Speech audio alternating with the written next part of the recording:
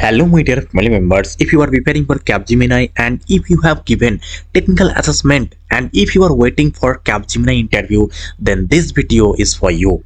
These are the real interview experience of 2026. The candidate has given the interview on 5th of December 2025, and this is for 2026 batch. So if you are from 2026 batch, then this video is going to be very much helpful for you. Even if you are watching this video any time later, then also this video will be relevant. So now the question is, what are the real questions they're asking from, and in which aspect, like in which chapters you should focus on. Now let me just share all the questions. Actually, I'll merge two interview experiences and share all the questions in one video. Now let me just share the questions one by one. Just before that guys, if you have not subscribed this channel yet, then please make sure that you have subscribed this channel and watch the playlist regarding any component that you want, and let me know which content you want more. If you want to get the hiring links, then please join our Instagram account, instagram.com/techno.uf. there we are regularly updating about the latest hiring details. Okay, so please join that also. Now let me discuss the questions.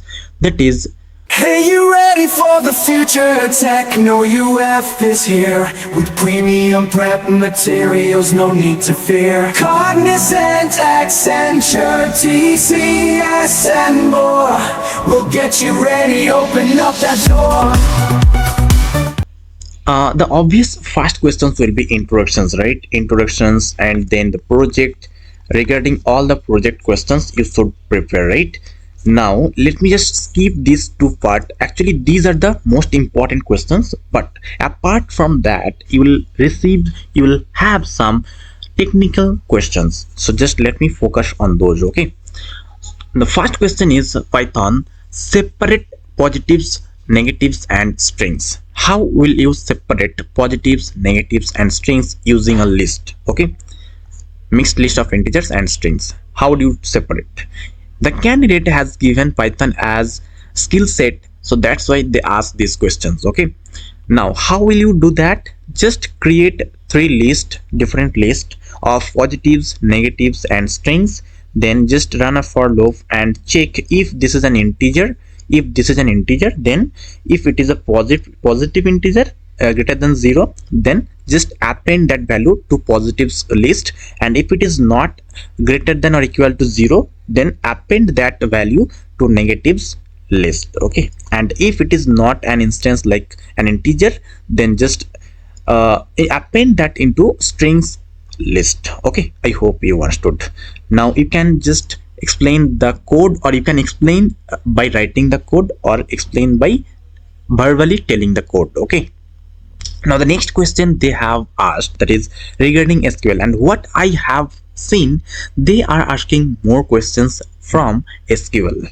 Okay, SQLs and OOPS, that means database management system, or let's say MySQL and OOPS concept. So along with introductions project related questions, you have to prepare for OOPS and SQL questions, DBMS questions. Okay, so these are the things you have to focus. Now the question is, what is the right join? Okay, right join returns all rows from the right table and matching rows from the left table. If no match, null appears from the left side. So what's the difference between inner join versus right join? They have also asked this question. Inner join returns only matching rows, right join returns all the rows from the right table regardless of the match. Okay, so this is the thing you have to tell, and you can tell this clearly. Okay, now the next question, also you can give some examples. You can just seek permission. Sir, can I explain this using a table? Can I draw this? Can I write this way? You can explain. Okay, now the next question from OOPS, that is, what are the 4 pillars of OOPS? Can you explain the full concept of OOPS, etc, etc? The question will be, just you have to mention the 4 pillars: abstractions, encapsulations, inheritance and polymorphism. Now you have to give the definition of all the pillars. Like for abstractions, hiding details and showing only essentials. This is the process of like abstractions. Encapsulations, this is the binding data and methods inside a class. And in inheritance, one class acquiring properties from another. Polymorphism, same functions behaving differently. Okay, and these are the one line definitions, but after giving the definitions you have to give proper example, real time example, and you have to give code example add as well. Okay, what's the application in software development or testing, etc, etc, you have to give example. Okay, and also after that you may seek permission, sir, can I say about the types of inheritances available, types of polymorphism available, can I just explain those? If you are telling this way na, so they will ask your questions only. Okay, they will not ask any questions, they will questions which you prefer to say. So that's the thing, you have to manage your interviewer. Okay, now the next question is multiple inheritance and MRO in Python. Guys, before I just answer this question, I want you to have the best prime materials for any company's interview. If you are sitting for top 100 MNCs IT company or any company's interview, then this material will be very much helpful, because here we have included C++, Java, Python, DBMS, SQL, coding questions, operating system, networking, machine learning, cloud computing, managerial questions, HR questions, and puzzle questions, all with answers, template answers for all of the companies. It will be applicable, so please have that. This will be very much helpful. You can see this type of PDFs you will get, so please visit topmentor.uf and grab the opportunity. You can see the feedback and then purchase. Okay, now let me discuss the next question, that is regarding multiple inheritance and MRO in Python. What is multiple inheritance? As I have told earlier regarding the OOPS concept, if you are talking about inheritance, then obviously talk about the definition, then example, real-time example, and code application, like where you will apply this in software development, just apply that. Okay, and also uh, explain the code syntax as well if possible.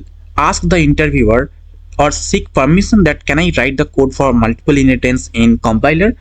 If they permit, then write the code. This will enhance your selection probability. Okay, now the next question is regarding abstract classes.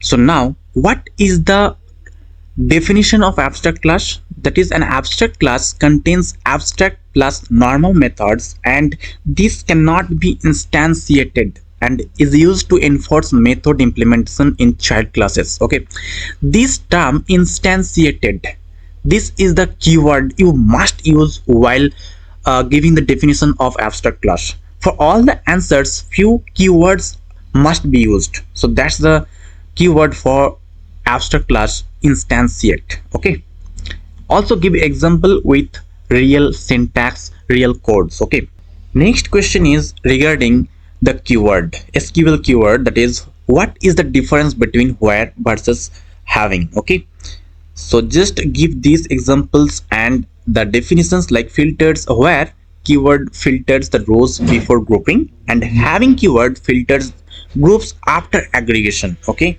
now you can give the implementations, you can give the application, so that it will be impact goodly. Okay, now the next question regarding delete keyword, the very obvious questions and very important questions regarding SQL, the difference between delete, truncate, and um, what is drop. So if they ask the question, just refer these answers available at tutorials point.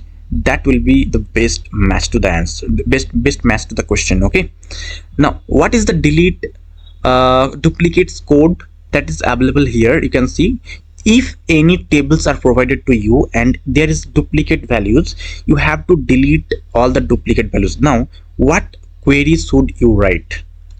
Now you can use this one, delete keyword, delete from this table e1. Okay, delete from employee e1, and where e1.id not in this table.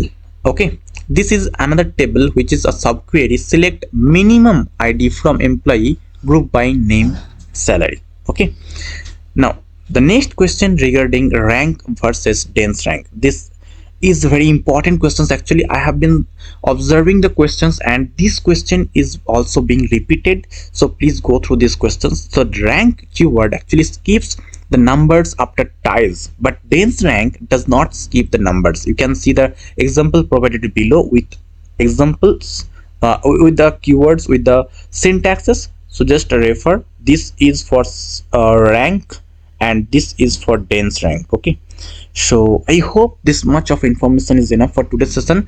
Actually, these are the merged questions of two experiences. So if you love this video guys, please subscribe this channel and suggest me which content do you want more. Okay, so thank you for today's session guys. Please subscribe to Techno UF and don't forget to like and share with your friends.